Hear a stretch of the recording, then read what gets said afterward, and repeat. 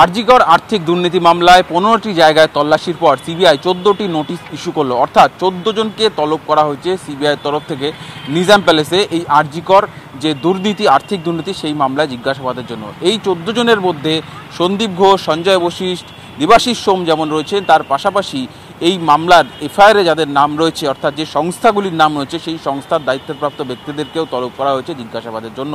তদন্তকারীদের সূত্রে খবর যে চলতি সপ্তাহের মধ্যেই তাদেরকে হাজিরার নির্দেশ দেওয়া হয়েছে এবং ইতিমধ্যে সন্দীপ ঘোষকেও তলব করা হলেও সন্দীপ ঘোষ যেহেতু সিজিও কমপ্লেক্সে গিয়েছেন তিলোত্তমা হত্যা মামলা জিজ্ঞাসাবাদের জন্য, তিনি আজকে হাজিরা দেননি। তাকে চলতি সপ্তাহের মধ্যেই তাকে হাজিরা দিতে হবে এই মামলা জিজ্ঞাসাবাদের জন্য। এই মামলায় সন্দীপ ঘোষই কিন্তু একমাত্র এবং প্রথম অভিযুক্ত, অর্থাৎ এফআইআরে 1 নম্বরে নাম রয়েছে এই সন্দীপ ঘোষের। ফলে এই সন্দীপ ঘোষ, সঞ্জয় বশিষ্ঠ, দেবাশিস সোম এদের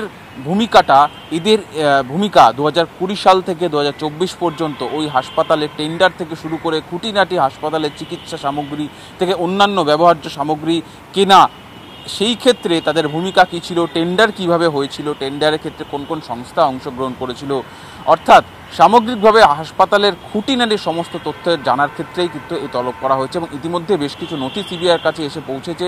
অর্থাৎ গতকাল যেটা 15টি জায়গায় তল্লাশি চালানো হয়, সেখান থেকে প্রচুর নথি তারা বাজেয়াপ্ত করেছেন। আজকে হাসপাতাল থেকে, হাসপাতালের অ্যাডমিনিস্ট্রেটিভ বিল্ডিং থেকে তারা যেমন সেই 2020 সাল থেকে 2024 পর্যন্ত হাসপাতালের সমস্ত খুঁটিনাটি কেনার, অর্থাৎ টেন্ডার মারফত কেনার সমস্ত খুঁটিনাটি নথি তারা বাজেয়াপ্ত করছেন। একই সঙ্গে একই সংক্রান্ত নথি তারা যে সংস্থা সরবরাহ করত তাদের কাছ থেকেও সংগ্রহ করেছেন।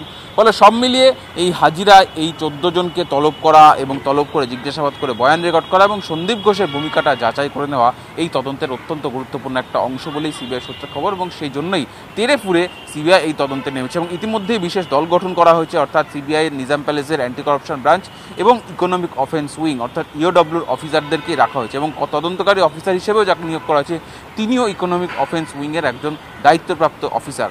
ফলে এই দুর্নীতি খুঁজে বের করতে একেবারে অভিজ্ঞ অফিসারকেই দায়িত্ব দিয়েছে সিবিআই। যেমন চাঁদ মিয়ার সঙ্গে সুজয় পাল, TV9 বাংলা, কলকাতা।